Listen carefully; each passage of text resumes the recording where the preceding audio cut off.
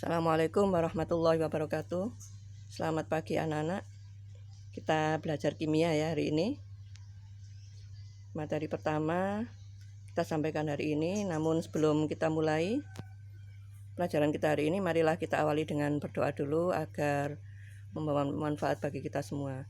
Ila hadratin Nabil Mustafa Muhammadin sallallahu alaihi wasallam. Al-Fatihah.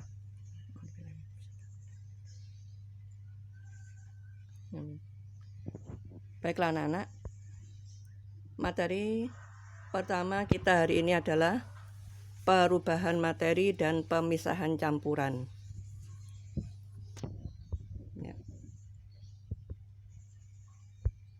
Nah, materi itu apa? Nah, materi adalah semua yang mempunyai massa dan menempati ruangan atau semua benda padat, cair maupun gas.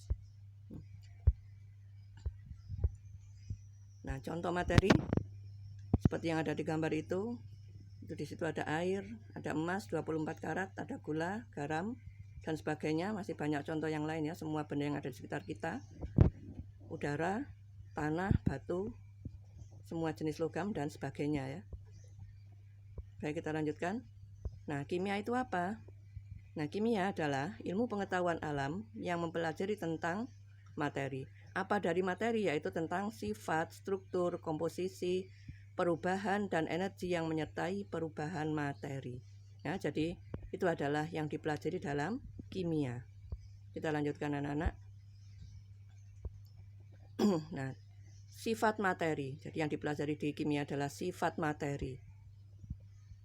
Yang pertama, sifat fisis dan sifat kimia.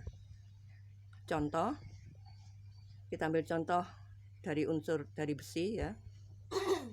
Mempunyai sifat berwarna putih mengkilap, mempunyai titik leleh 1808 derajat Kelvin, titik didihnya adalah 3023 derajat Kelvin, kemudian massa jenisnya 7,674 gram per cm kubik, kalau jenisnya adalah 0,449 joule per gram derajat Kelvin, kemudian sifat yang lain adalah mudah berkarat, bereaksi atau larut dengan asam, pada suhu tinggi bereaksi dengan belerang.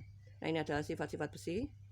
Nah, yang ini disebut dengan sifat fisis ya. Sedangkan yang berikutnya, yang ini adalah sifat kimia. Jadi tahu ya bedanya sifat fisis dengan sifat kimia. Kita lanjutkan yang berikutnya. Sifat materi yang berikutnya adalah sifat intensif dan sifat ekstensif. Sifat ekstensif adalah sifat yang bergantung pada jumlah zat. Sedangkan sifat intensif adalah sifat yang tidak bergantung pada jumlah zat. Contoh komposisi materi yang dipelajari dalam kimia berikutnya adalah komposisi materi. Contohnya adalah air dengan lambang H2O. Terbentuk dari 2 atom hidrogen atau H dan 1 atom oksigen atau O. Karbon dioksida dengan lambang CO2. Terbentuk dari 1 atom karbon atau C dan 2 atom oksigen atau O. Yang berikutnya adalah tentang perubahan materi. Jadi materi ini selalu berubah. Nah, ada 2 macam perubahan. Yang pertama disebut dengan perubahan fisika. Yang kedua adalah perubahan kimia, yang disebut juga dengan reaksi kimia. Nah, perubahan fisika adalah perubahan yang tidak menghasilkan zat baru, sedangkan perubahan kimia adalah perubahan yang menghasilkan zat baru. Contoh perubahan fisika adalah lilin meleleh, air membeku, besi memuai, dan sebagainya. Contoh, kalian lihat siklus air pada gambar itu. Jadi air terkena sinar matahari akan mengalami penguapan, kemudian dia akan berkumpul di udara, mengalami kondensasi menjadi awan, kemudian turun menjadi hujan.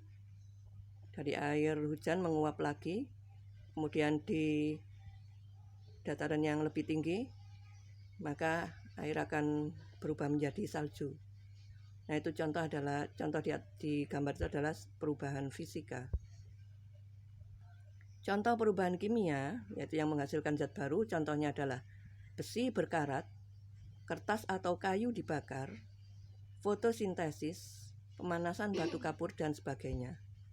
Nah, ini adalah contoh reaksi pembakaran kayu yang menghasilkan arang. Yang berikutnya yang dipelajari dalam kimia adalah contoh adalah energi yang menyertai perubahan materi. Misalnya petasan meledak. Dia akan menghasilkan energi panas dan energi cahaya, juga energi suara. Pembakaran kayu menghasilkan energi panas. Nah, kemudian dari yang sudah kita bahas tentang materi ini dikelompokkan menjadi 2 kelompok besar, yaitu yang pertama disebut dengan zat tunggal, yang kedua disebut dengan campuran. Zat tunggal sendiri dibedakan menjadi unsur dan senyawa, sedangkan campuran dikelompokkan menjadi 3, yaitu larutan, koloid, dan suspensi. Larutan disebut juga dengan campuran homogen. Sedangkan suspensi disebut dengan campuran heterogen. Ya. Kita lanjutkan. Nah, apa itu zat tunggal? Zat tunggal adalah materi yang terdiri dari satu bagian. Nah, kita lanjutkan. Zat tunggal terbagi menjadi unsur dan senyawa. Unsur adalah zat tunggal yang tidak dapat diuraikan lagi menjadi zat lain. Sedangkan contoh dulu ya, contoh oksigen, nitrogen, kalium, kalsium, dan sebagainya. Yang berikutnya adalah senyawa, yaitu zat tunggal yang masih dapat diuraikan lagi menjadi zat lain. Contohnya adalah garam dapur dengan lambang NaCl, berarti terbentuk dari Na dan Cl, natrium dan klorin.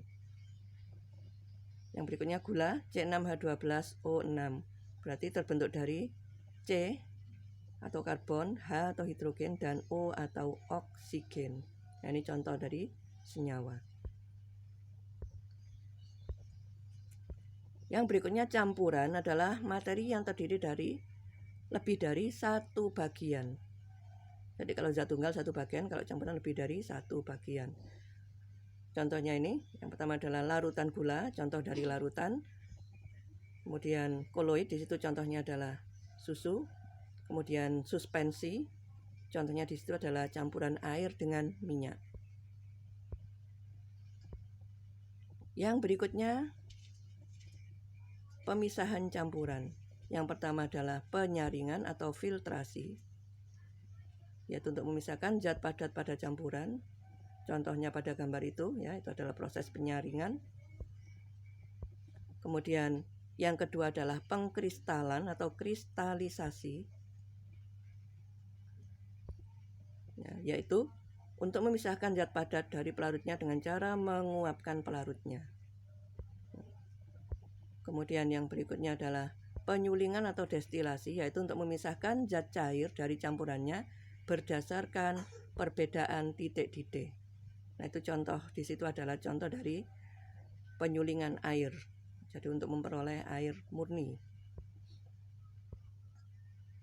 Kemudian yang keempat adalah penyubliman atau sublimasi, yaitu untuk memurnikan atau memisahkan zat yang dapat menyublim. Nah, contohnya di situ ada yodium, kemudian ada kapur barus. Itu adalah contoh-contoh zat yang dapat menyublim. Kemudian yang berikutnya adalah kromatografi, untuk memisahkan campuran berdasarkan perbedaan daya serap zat. Yang ini kita menggunakan kertas. Nah, jadi seperti ini. Ya. Alhamdulillah, materi yang pertama ini selesai. Mohon disimak dengan baik ya. Jika ada pertanyaan, mohon menghubungi saya. Bisa langsung, bisa lewat WA, atau langsung ke kantor ya. Sampai di sini anak-anak. Mudah-mudahan bermanfaat. Terima kasih. Assalamualaikum warahmatullahi wabarakatuh.